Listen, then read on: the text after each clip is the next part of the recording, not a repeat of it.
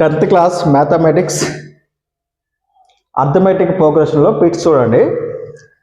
Third క్వశ్చన్గా in AP a is equal to 10, d is equal to 10, then find the fourth term is option A, option B, option C, option D.